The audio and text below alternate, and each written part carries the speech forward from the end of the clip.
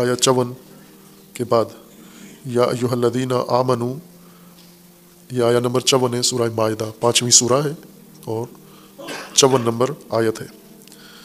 یا ایھا الذین آمنوا من یرتد منکم عن دینہ، اے مومنو جو ایمان لائے ہو، آپ کی توجہ رہنی چاہیے کہ اگر آپ دین سے منہ موڑ گئے، دینی میدان سے آپ نکل گئے، اپنی ترجیحات کے پیچھے چلے جائے اور اللہ کے دین کو چھوڑ دیا آپ نے، تو پھر کیا ہوگا؟ فَسَوْفَ يَأْتِ اللَّهُ بِقَوْمٍ يُحِبُّهُمْ وَيُحِبُّونَهُ، اگر تم نے دینی میدان چھوڑ دیا تو اللہ تمہیں نہیں چھیڑے گا، تمہیں بلائے گا بھی نہیں، تمہیں اپنے حال پہ چھوڑ دے گا۔ تمہارے بدلے میں، تمہارے بجائے اللہ ایک اور قوم لے کر آئے گا۔ سوف یأت اللہ، اللہ ایک قوم پیدا کرے گا، ایک قوم لے کر آئے گا۔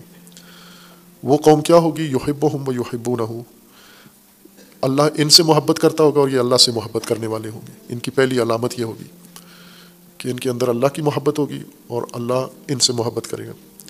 اذلۃ علی المؤمنین اعزۃ علی الکافرین، ان کی دوسری علامت یہ ہوگی کہ یہ مومنوں کے ساتھ نرم ہوں گے، نرم رفتار ہوں گے، نرم گفتار ہوں گے، مومنوں کے ساتھ نرم ہوں گے، اور اعزۃ علی الکافرین، کافروں اور دشمنوں کے مقابلے میں بہت سخت ہوں گے۔ یہ آپس میں مومنوں کے لیے نرم اور دشمنوں کے لیے سخت ہوں گے۔ یہ تیسری ان کی خصوصیت یہ ہے کہ یجاہدون فی سبیل اللہ، یہ اللہ کی راہ میں کوشش کرنے والے ہوں گے، جہاد کرنے والے ہوں گے۔ جہاد ابھی اردو زبان والوں کے ذہنوں میں صرف بندوق لے کے گولیاں چلانا یا تلوار لے کے جنگ کرنے کو جہاد کہتے ہیں، نہ، جہاد کا مطلب ہوتا ہے جہد، جوہد اور جہد، اس کا مطلب ہوتا ہے ساری توانائی، جتنی اللہ نے ایک انسان کو دی ہے وہ ساری توانائی خرچ کر دینے کو جہد کہتے ہیں۔ بندوقیں چلانے کو نہیں کہتے، وہ قتال ہے۔ بندوق چلانا، تلوار چلانا وہ قتال کہلاتا ہے، اس کے لیے لفظ الگ ہے۔ جہاد، جہد، ساری توانائی اللہ نے جو دی ہے وہ ساری خرچ کر دینے کو جہد کہتے ہیں۔ مثلا آپ ابھی تعلیم حاصل کر رہے ہیں، اللہ نے جو آپ کو ذہنیت دی ہے، ذہانت دی ہے، اس کا کتنا فیصد آپ تعلیم میں استعمال کرتے ہو؟ بہت محنتی بھی ہو اگر تو مشکل سے ہم کہہ سکتے ہیں کہ 15-20% اپنی ذہانت استعمال کرتا ہے، اور ٹاپ بھی کرتا ہے، گولڈ میڈل بھی لے لیتا ہے 15-20% ذہانت سے۔ باقی ہم ذخیرہ رکھتے ہیں، اس کو استعمال میں ہی نہیں لاتے۔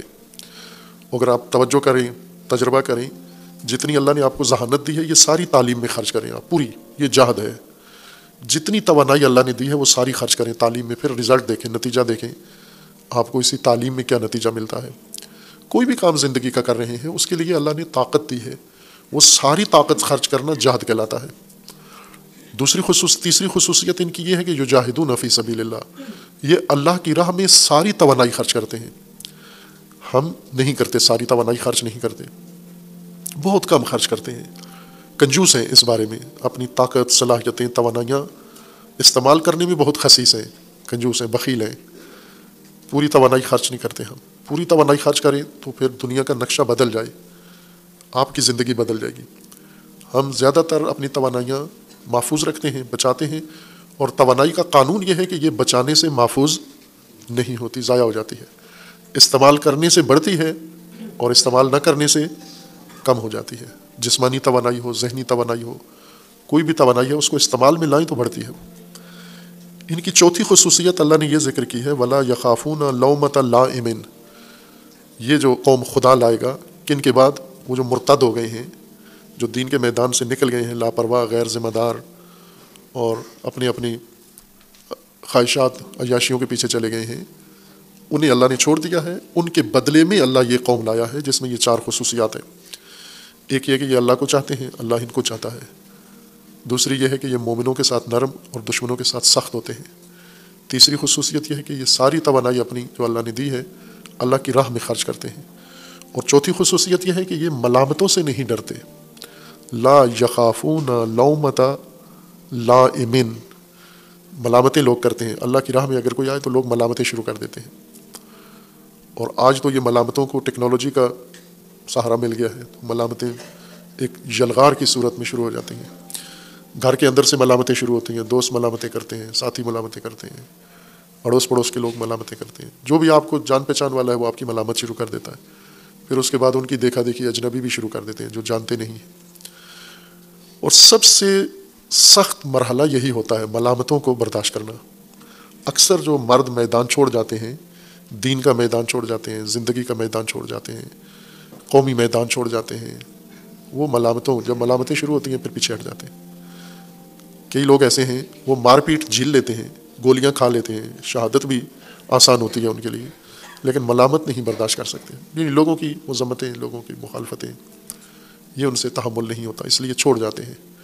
اللہ نے فرمایا کہ یہ جو بندے میں لے کر آؤں گا، جب مرتد لوگ چھوڑ جائیں گے دین کا میدان، تو وہ جو میدان میں چن کے لاؤں گا بندے، یا اللہ ہو، اللہ جو بندے لائے گا، ان کی ایک چوتھی خصوصیت یہ ہے کہ یہ ملامتوں سے نہیں ڈریں گے۔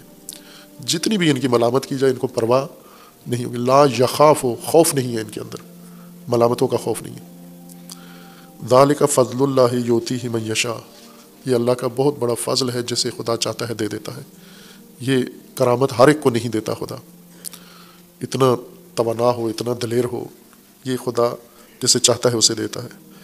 پھر اس کے بعد ہے انما ولیکم اللہ ورسولہ، آیا 55 میں یہ پہلے ذکر کیا، یہ طبقہ جب مرتد لوگ دین چھوڑ جائیں گے پھر اللہ اور قوم پیدا کرے گا، وہ قوم ولایت کے لیے میدان میں آئے گی، چونکہ ولایت کے لیے جو قوم آمادہ ہے اس کی یہ 4 شرائطیں۔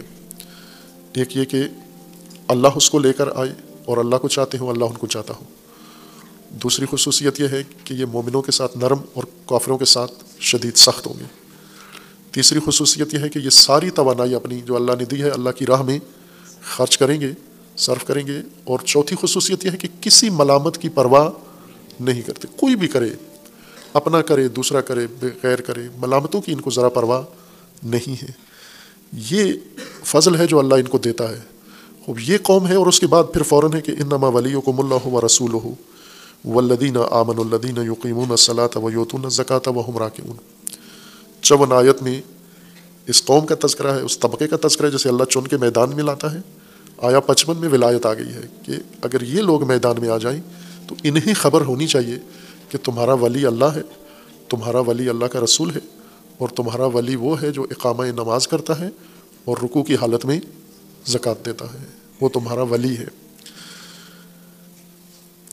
اور پھر اس کے بعد ہے وَمَن يَتَوَلَّ اللَّهَ وَرَسُولَهُ وَالَّذِينَ آمَنُوا فَإِنَّ حِزْبَ اللَّهِ هُمُ الْغَالِبُونَ۔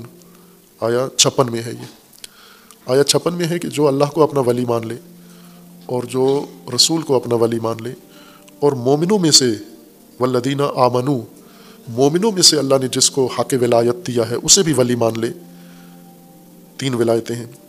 وَمَن يَتَوَلَّ اللَّهَ، جو اللہ کو ولی بنا لے، اپنا مان لے، وَرَسُولَهُ، اللہ کے رسول کو اپنا ولی مان لے، وَالَّذِينَ آمَنُوا، اور مومنوں میں سے جس کو اللہ نے ولایت دی ہے اسے بھی اپنا ولی مان لے۔ فَإِنَّ حِزْبَ اللَّهِ هُمُ الْغَالِبُونَ، تو یہ گروہ جو اللہ نے چنا ہے، جب یہ ولایت کے پرچم میں آ جاتا ہے تو یہ کیا بن جاتا ہے؟ حزب اللہ۔ اور حزب اللہ کا قانون یہ ہے کہ وہ ہمیشہ غالب ہے۔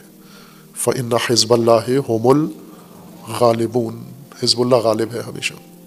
یہ قرآنی نقشہ ہے، یہ قرآنی دستور ہے، ہمارے قرآن میں موجود ہے، شیعہ سنی جو قرآن پڑھتے ہیں اس کے اندر موجود ہے۔